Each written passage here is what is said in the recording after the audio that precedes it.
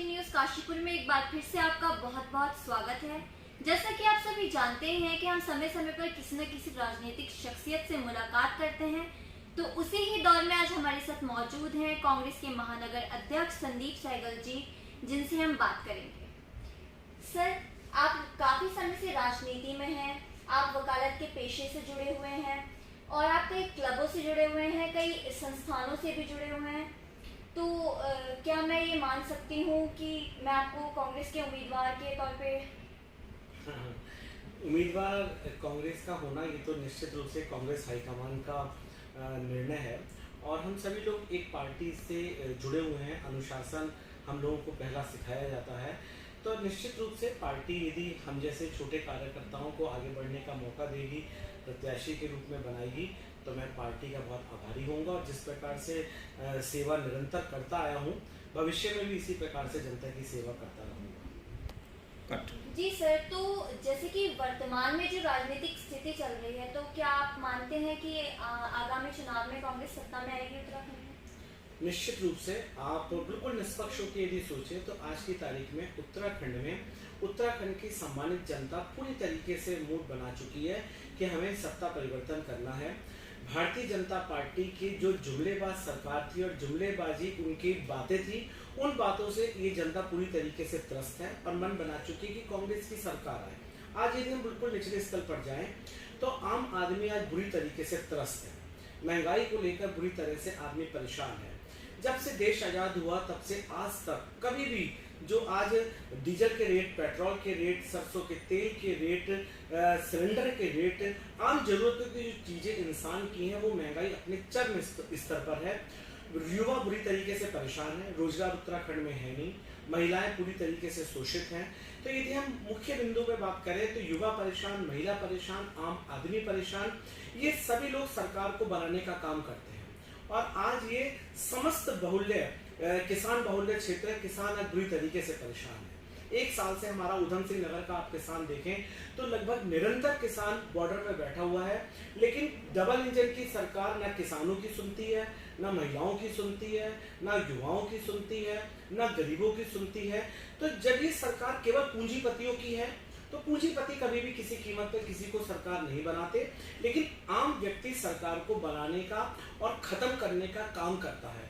तो आज आम जनमानस ने, उत्तराखंड के सामान्य नागरिकों ने, युवाओं ने, महिलाओं ने, आम जनता ने उत्तराखंड में भारतीय जनता पार्टी की सरकार को निस्तनाबूद करने का मन बना लिया है। कांग्रेस की सरकार पूर्ण बहुमत के साथ आगामी 2022 में उत्तराखंड में सरकार बनाएगी और फिर से विकास की गंगा, जिस प्रकार से स्वर्गीय नरेंद्र तिवारी के समय में विकास की गंगा उत्तराखंड में बहती थी, निश्चित रूप से उसी प्रकार हरीश रावत जी के समय में विकास की गंगा जिस प्रकार से बही, उसी प्रकार से ये विकास की गंगा 2022 में पुनः कांग्रेस की सरकार बनाकर उत्तराखंड में गंगा विकास की बहेगी। सर, प्रदेश में तो आपने बात करी कि कांग्रेस जो है जीतेगी 2022 के चुनाव में, लेकिन अगर बात करें काशीपुर की तो पिछले 30 सालों से कांग्रेस ने सत्ता का मुंह नहीं देखा है। तो आप क्या मानते हैं, गुटबाजी भी देखने को मिलती है, तो उसके चलते क्या ये जीत का स्वप्न पूरा हो पाएगा? देखिए, ऐसा है, कई बार जो पिछले आप चुनाव की बात करें तो उन्हीं चुनाव के दौरान पिछले 10 साल पहले 2 बार लगातार काशीपुर के जो प्रतिनिधित्व करते थे केसी सिंह बाबा, 2 बार वो कांग्रेस से ही एमपी रहे। उस समय सेंटर में भी सरकार थी और काशीपुर के निवासी भी थे। तो कहीं ना कहीं हम कहेंगे काशीपुर में कांग्रेस बहुत मजबूत है, लेकिन कुछ वोटों का ध्रुवीकरण, कुछ भारतीय जनता पार्टी के द्वारा धार्मिक प्रतिद्वंदियों को आगे बढ़ा देना, हिंदू मुस्लिम भावनाओं को जागृत कर देना, पैसों की राजनीति जो हमारे पिछले 4 बार से यहाँ के एमएलए रहे, उन्होंने जिस प्रकार से चुनाव लड़ा, वो चुनाव का एक्चुअल में ढर्रा नहीं था। नीचे वाली जनता को गुमराह करके, अपनी बातों से गुमराह करके, वोटों का ध्रुवीकरण करके, ये सब चीज़ें करने में भारतीय जनता पार्टी फायदे में रही, जिसका नुकसान कांग्रेस को हुआ ये मानूंगा मैं। लेकिन निश्चित रूप से 2022 में जैसा कि एक माहौल काशीपुर की जनता से बात करने के बाद लगता है कि वो एक नए चेहरे को काशीपुर में देखना चाहते हैं, ऐसे चेहरे को काशीपुर में देखना चाहते हैं जो पिछले 10 साल से 15 साल से जो उनके बीच में हो, उनके सुख दुख में बराबर निरंतर काम आता हूँ, समाज के लिए जो लड़ रहा हूँ, समाज के प्रत्येक वर्ग के साथ खड़ा हूँ, समाज के और काशीपुर के विकास के मुद्दे को पूरी ज्वलंत मुद्दों को आगे अपने तरीके से पेश करता हो, ऐसे व्यक्ति में काशीपुर की जनता देखती है और विश्वास के साथ हम राजनीति कर सकते हैं, विश्वास के साथ हम संबंध बना सकते हैं। इसी विश्वास के साथ कि 2022 में इस बार निश्चित रूप से कांग्रेस का विधायक बनेगा, ये काशीपुर की जनता चाहती है। और आपके सामने अब ये बहुत कम समय रह गया है। आप देखिए थोड़े दिनों बाद जो माहौल लोगों के अंदर है वो लोगों की भावनाएं सामने आएंगी और आपको खुद महसूस होगा कि इस बार कांग्रेस का विधायक 2022 में काशीपुर से बने। सर, जैसे कि आपने बात करी काशीपुर की, तो आपका जन्म भी काशीपुर में ही हुआ है, तो आपको क्या लगता है कि काशीपुर में पिछले कई सालों में जो विकास होना चाहिए था वो हुआ है या नहीं हुआ है? कई पार्टियां जो हैं बात करती हैं जिला बनाने की काशीपुर को, लेकिन ये बात कहीं ना कहीं बातों में ही रह जाती है। क्या कहना चाहते हैं? निश्चित रूप से आज आपने जिले का मुद्दा छेड़ा और जिला ना बनने से मैं व्यक्तिगत रूप से बहुत व्यथित हूँ। जिला एक ऐसा मुद्दा है काशीपुर के लिए जिसके लिए मैं व्यक्तिगत रूप से बहुत लड़ा। 8 साल तक मेरे ऊपर खुद मुकदमे दर्ज हुए। यहाँ पर जिला बनाओ आंदोलन चला। जिला बनाओ आंदोलन में हमने सड़कों का जाम किया, रेलवे रोकने का बहुत सारे मुहिम चलाई। उन मुहिम के अंदर कहीं ना कहीं हम लोगों को भी दोषी मानते हुए रिपोर्टें तक दर्ज हुई, मुकदमे तक हम लोगों के ऊपर चले, लेकिन ढाक के 3 पात जिला नहीं बन पाया। ये एक दुर्भाग्य का विषय है। जहाँ तक मैं कांग्रेस पार्टी की बात करूं कि कांग्रेस पार्टी की सरकार आई तो कांग्रेस पार्टी इस बात को सामंजस्य बैठाने में रह गई कि हम पर्वतीय और प्लेन किस तरीके से जिलों का सामंजस्य करें। किंतु भारतीय जनता पार्टी की निशंक सरकार ने जिले बनाए और जिले बनाने के बावजूद काशीपुर को जिला विहीन छोड़ा। सबसे बड़ा दुर्भाग्य का विषय ये है। उसके संग कनेक्टेड जब भारतीय जनता पार्टी का विधायक यहाँ पर उपस्थित था और भारतीय जनता पार्टी के विधायक के ऊपर अभी उन्हीं के भारतीय जनता पार्टी के जो 2 बार विधायक रहे श्री राजीव अग्रवाल जी ने भी टिप्पणी करी कि उषा चौधरी जी के ऊपर और हरभजन सिंह चीमा के ऊपर कि मुझे कहने में हिचक नहीं है कि दोनों के दोनों बिल्कुल निकम्मे साबित हुए। जब केंद्र में भारतीय जनता पार्टी की सरकार, राज्य में भारतीय जनता पार्टी की सरकार, एमपी भारतीय जनता पार्टी का, विधायक भारतीय जनता पार्टी का, मेयर भारतीय जनता पार्टी का, और आप जिले की बात विधानसभा में ये कहने को हिचकते हैं कि काशीपुर जिला बनना चाहिए या नहीं बनना चाहिए। तो इसमें सबसे बड़ा दोष यदि कोई है काशीपुर को जिला ना बनाने में तो हमारी मेयर साहिबा का, दूसरे नंबर पे हरभजन सिंह चीमा जी का, कि जिनकी डबल इंजन की सरकार होते हुए केंद्र में भी भारतीय जनता पार्टी की सरकार, राज्य में भी भारतीय जनता पार्टी की सरकार, और हरभजन सिंह चीमा जी ने हर बार, आप उनका यदि चुनावी घोषणा पत्र पढ़ेंगी, कभी आपके पास टाइम होगा तो मैं दिखाऊंगा कि उनके प्रत्येक घोषणा पत्र में काशीपुर को मैं जिला बनाऊंगा सबसे ऊपर लिखा होता है। अरे आप कब बनाएंगे जिला? 4 बार आपने काशीपुर ने आपको विधायक बना दिया, आपकी भारतीय जनता पार्टी की सरकार है, सेंटर में आपकी सरकार है, एमपी आपका है, इसके बावजूद भी आप काशीपुर की जनता को बेवकूफ बनाएंगे। अभी 4 दिन पहले उन्होंने अखबार में लिखवाया, साहब मैंने विधानसभा की मांग उठाई। किससे विधानसभा में आपने मांग उठाई? आप ही तो मुख्यमंत्री है, आप ही की तो सरकार है, आप ही का तो एमपी है, आप ही का तो सेंटर मिनिस्टर आपका है, आपने मांग किससे उठा रहे हैं? आप पास करवाइए। मैं चैलेंज करता हूं आपके माध्यम से हरभजन सिंह चीमा जी को कि यदि आपने काशीपुर की जनता से वादा करा, हम 1 महीना तक चौराहे पर धरने पर बैठे। हरभजन सिंह चीमा जी निशंक सरकार चल रही थी, आप सब मीडिया को पता है। हरभजन सिंह चीमा जी ने चौराहे पर आकर हम सबको उठाया वहां से, जिसमें मैं भी उपस्थित था, कि मैं आपको आश्वासन देता हूं कि 8 दिन के अंदर काशीपुर जिला बनेगा। उसके बाद जिले बने, निशंक सरकार ने जिले घोषित करे और उसके बाद काशीपुर को छोड़ दिया। तो इससे बड़ा धोखा हरभजन सिंह चीमा जी, पूरी की पूरी भारतीय जनता पार्टी की सरकार काशीपुर की जनता को नहीं दे सकती, जो धोखा भारतीय जनता पार्टी की सरकार ने और हरभजन सिंह चीमा ने काशीपुर को दिया है।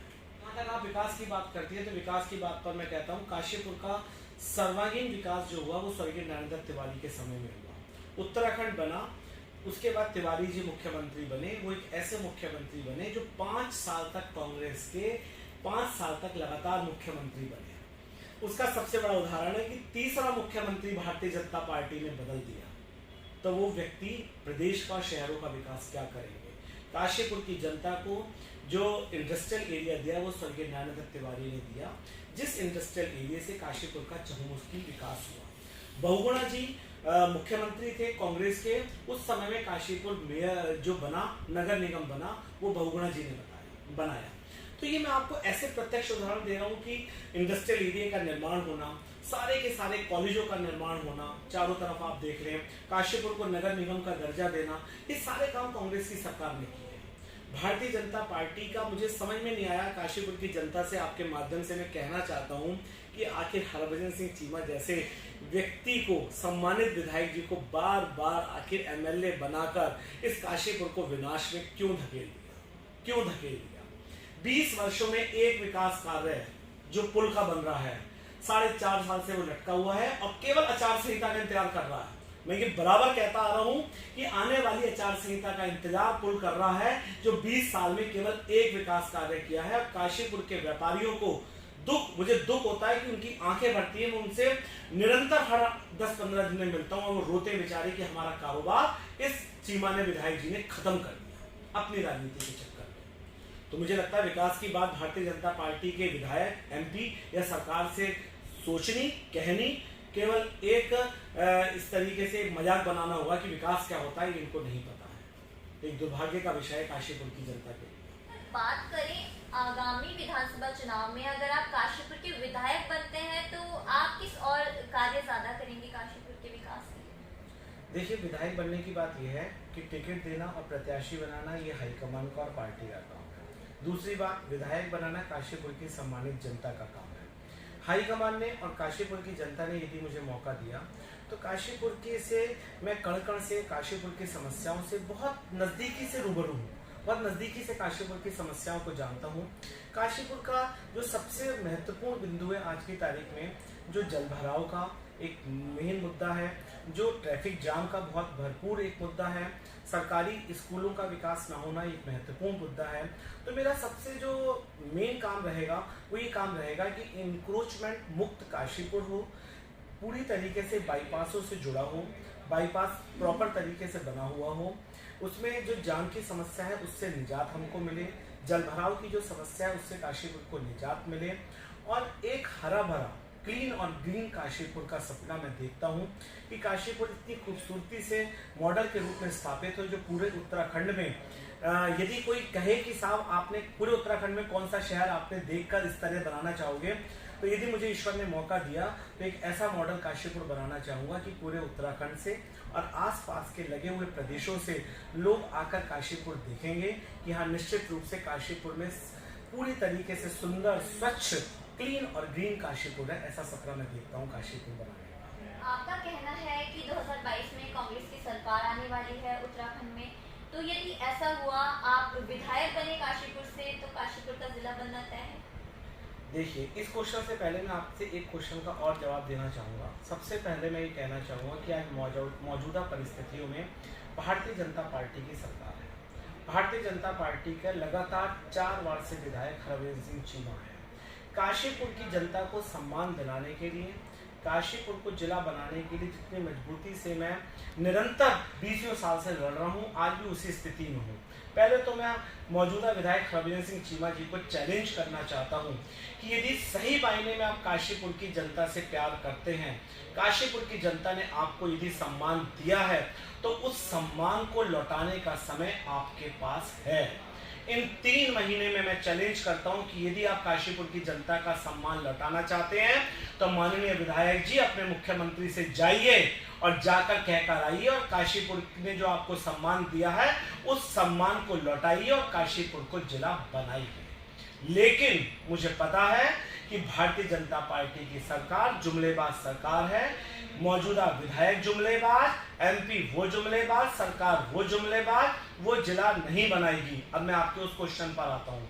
निश्चित रूप से 2022 में कांग्रेस की सरकार बनेगी, काशीपुर से कांग्रेस का विधायक बनेगा। ईश्वर ने यदि मुझे मौका दिया तब तो निश्चित रूप से जिला बनेगा ही बनेगा। लेकिन यदि इवेंट बट होता है तब भी हमारी यदि सरकार बनती है तो मुझे पूर्ण विश्वास है कि कांग्रेस की सरकार काशीपुर को प्राथमिकता पर रखते हुए काशीपुर को निश्चित रूप से जिला बनाएगी। आपसे बात करके बहुत अच्छा लगा। आज की चर्चा में मेरा अंतिम सवाल ये होगा कि आपके बचपन के मित्र दीपक बाली जी, आम आदमी पार्टी से उनका उम्मीदवार होना लगभग तय ही है, तो अगर कांग्रेस से आप उम्मीदवार होते हैं तो किस तरह का चुनाव हमें देखने को मिलेगा? देखिए, जब आपने इंटरव्यू शुरू करा तो मैंने सबसे पहले कहा, आपने पूछा जनता क्या चाहती है। मैंने कहा जनता ये चाहती है कि जो व्यक्ति लगभग 10-15 सालों से उनके बीच में जुड़ा हुआ है, उनके सुख दुख में खड़ा है, हर वर्ग के साथ हिंदू, मुस्लिम, सिख, ईसाई को समानता की दृष्टि से देखते हुए उनके सुख और दुख में रहता है, ईद और दिवाली साथ में मनाता है, काशीपुर की समस्याओं से जूझता है, काशीपुर की हर समस्याओं को पूरी हर मुद्दे को पूरी मजबूती के साथ सरकार के पक्ष में रखता है, चाहे विपक्ष में बैठे हों चाहे हम पक्ष में बैठे हों। तो ऐसा व्यक्ति को प्रतिनिधित्व करने की काशीपुर की जनता मौका देना चाहती है। जहाँ तक भाई का है, निश्चित रूप से वो मेरे सहपाठी हैं, बचपन के मेरे मित्र हैं, और मुझे विश्वास है कि जब यदि पार्टी मुझे प्रत्याशी बनाने का मौका देगी तो वो निश्चित रूप से मेरे ही साथ कंधे से कंधा मिलाकर मुझे चुनाव लड़ाएंगे, ये मुझे विश्वास है। तो ये थे हमारे साथ कांग्रेस के महानगर अध्यक्ष संदीप सहगल जी, जिनका वर्तमान विधायक हरभजन सिंह चीमा जी को साफ चैलेंज है कि यदि वो काशीपुर की जनता से प्यार करते हैं, उनके लिए विकास करना चाहते हैं, तो काशीपुर को अति शीघ्र जिला बनाएं। ऐसी ही कई अन्य चर्चाओं के साथ हम आपके सामने आते रहेंगे। तब तक के लिए मैं आपसे विदा लेती हूँ अपने सहयोगी विकास गुप्ता और अंजलि राठौर के साथ। मैं हूँ जिला फातिमा, सिटी न्यूज़ काशीपुर।